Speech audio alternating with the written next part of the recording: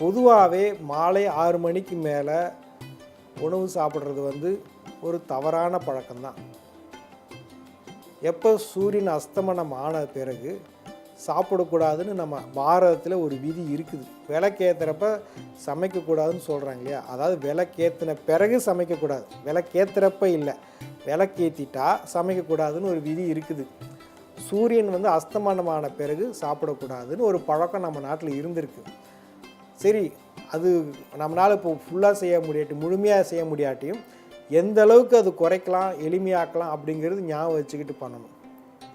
இந்த மாதிரி விஷயங்களை வாழ்வியல் முறையில் கொண்டு வந்தால் தான் நம்ம பாரம்பரியங்கிற பற்றி பேசுகிறதுக்கு ஒரு அர்த்தம் இருக்குது.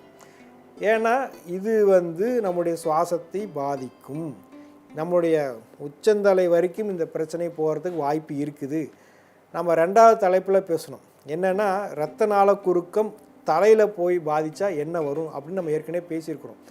அந்த விஷயமும் இதுலேயும் நம்ம சேர்த்திக்க வேண்டியதாக இருக்குது. தூங்குறப்ப தலைக்கு போகுது இல்லையா? அப்போ இரத்த நாள குறுக்கம் தலையிலையும் ஒரு பாதிப்பு ஏற்படுத்தும். இத்தனை விஷயங்கள் நம்ம கவனிச்சுட்டு சாப்பாட்டில் ஒரு எச்சரிக்கை இருக்கணும். அப்போ எந்த அளவுக்கு இரவு பொழுதில் உணவே சாப்பிட முடியல அப்படின்னு அந்த நிலைக்கு போகாட்டியும் பரவாயில்ல, எவ்வளோ குறைக்க முடியும், இலகுவாக ஆக்க முடியுமோ அந்த அளவுக்கு சுவாசத்தில் ஒரு பாதுகாப்பான நிலை ஏற்படும். அப்போ சுவாசத்துக்கும் மலத்திற்கும் உணவுக்கும் எவ்வளோ சம்பந்தம் இருக்குன்னு தெரியும். உணவு குழாய் சுருக்கம், அதுக்கு முன்னாடி இப்போ பார்த்துட்டு இருக்கிறது சுவாச குழாய் சுருக்கம். இந்த சுவாச குழாயை எதனால் இந்த சுருக்கம் ஏற்படுதுன்னு நம்ம பார்த்தோம். உணவு மூலயமாக, நம்முடைய செயல்பாடுகள் மூலமாக, இரவு உணவு மூலமாக, குறிப்பாக இதெல்லாம் நம்ம இன்றைக்கி பார்த்துருக்கோம்.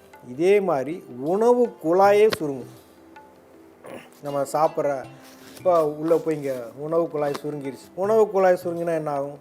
உணவு போகாது, அதுலேயும் பல பிரச்சனைகள் வரும். அப்போது என்னென்ன சிக்கல்கள் வரும், நோய் அறிகுறிகள் என்னென்ன வரும், அதனுடைய காரணங்கள் என்ன, நிவாரணம் என்ன அப்படிங்கிறது தெள்ள தெளிவாக நம்ம அடுத்த பகுதியில் பார்ப்போம். நன்றி, வணக்கம்.